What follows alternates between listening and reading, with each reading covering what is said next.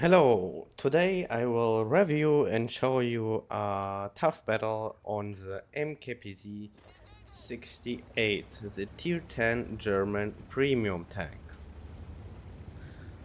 I am here on the cliff map with this tank and with this medium tank I am driving to the middle of the map to shoot the crossing tanks.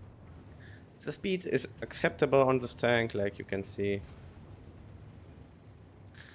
50 kilometers per hour if you're not going uphill. The only downside of in case of the mobility of the tank is that he is accelerating very slowly, so that takes a lot of time. There's one tank crossing, but he decides that he shouldn't cross, so he descends down there from the cliff. I'm going into that bush here, shooting the Vipera into its side for 368 damage.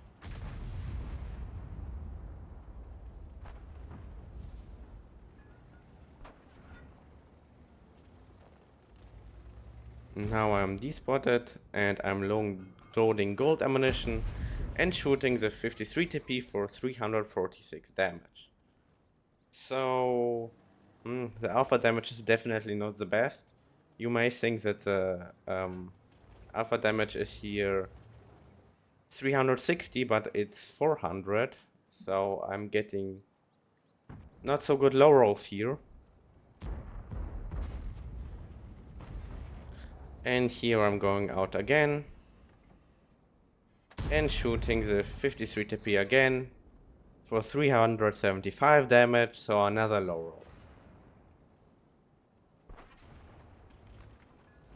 The DPM of this tank isn't the best, so it is taking a while to reload, but at least it has a pretty good alpha damage for tier 8.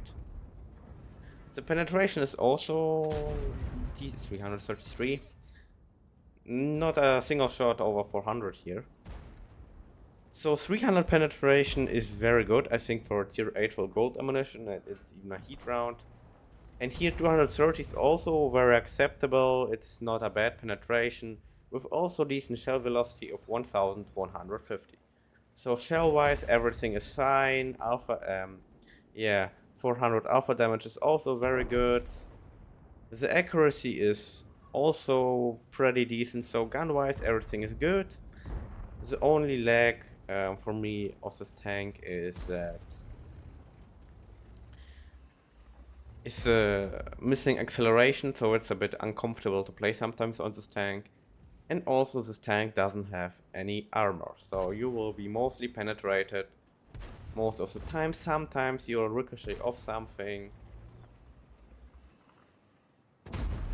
Here 374 damage. Just waiting for some tanks to make a mistake so I can shoot them.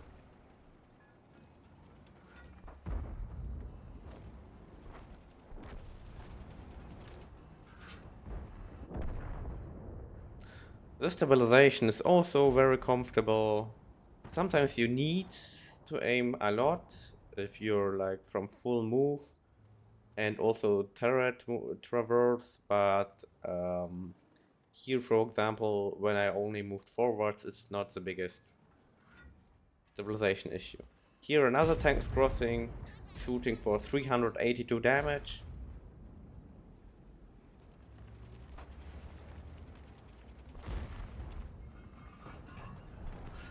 And I'm able to shoot him the second time, and finally a shot for 408 damage. Well, a lot of tanks are getting destroyed in both teams.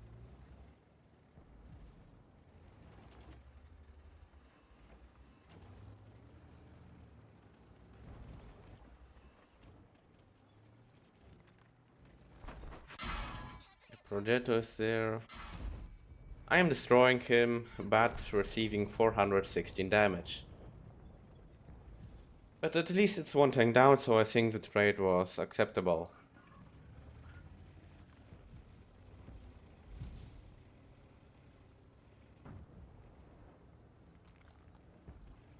I am repositioning here to maybe shoot the Tiger too. But he is already getting killed, so there's nothing to worry about here.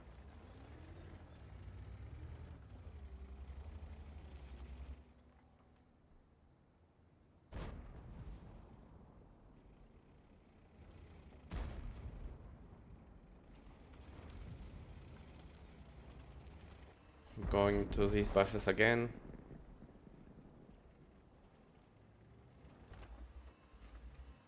And the Isu is there. 379 damage. I do not even want to complain about the slow rolls anymore. But at least I'm hitting every shot, so...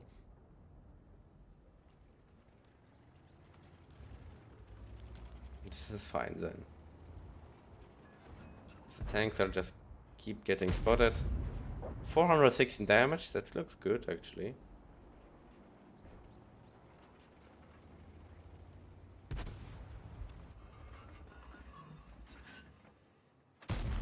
And I am destroying the VZ 120 FT. The G-Sword is coming to the mid, so maybe I will get a shot into him. No, I do not. He's already behind cover. So every tank was spotted here except the T-103. So most of the tanks are camping at the base here.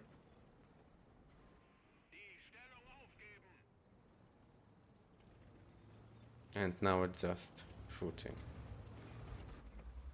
So if this premium tank will be sold sometime, well, it's definitely not the best tank for farming. It's not as effective, especially against tier 10. You will have troubles, but it's like a good alpha damage tank, so that's one point I like from this tank. And I just acquired it from the battle pass. You could get it there. So overall, I would say it's a decent premium tank, but it is also not the best one. It's just a sniper, but you can't really compare it to like a Leopard even on tier 8. This tank just doesn't have the real mobility of the Leopard. And yes, you can also see this tank has a suspension, but I have no idea why it has that. It's kind of useless for this tank.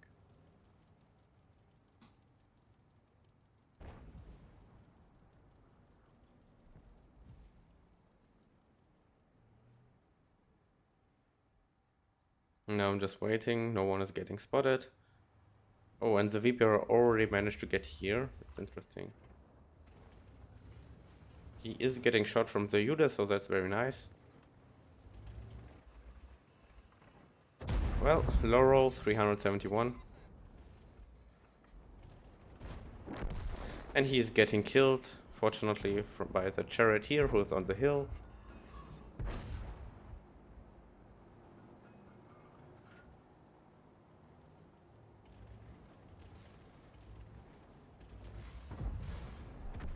T-103 is getting spotted. I am also getting spotted, receiving 402 damage, and I'm not hitting the T-103. The G-Shield is also spotted. I might be able to get a shot into him. And yes, I'm doing that. So now it's pretty bad. Here I have to be careful to not get shot by any side. I am destroying the Isu.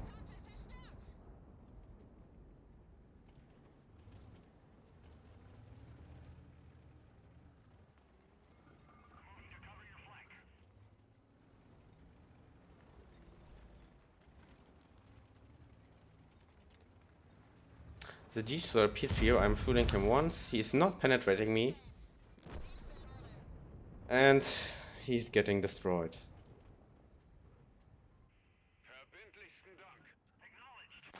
And well, that's very unfortunate that the T-103 is managing to snipe me. And the Scorpion is advancing there, and I want to shoot him, but I get destroyed. probably by a blind shot.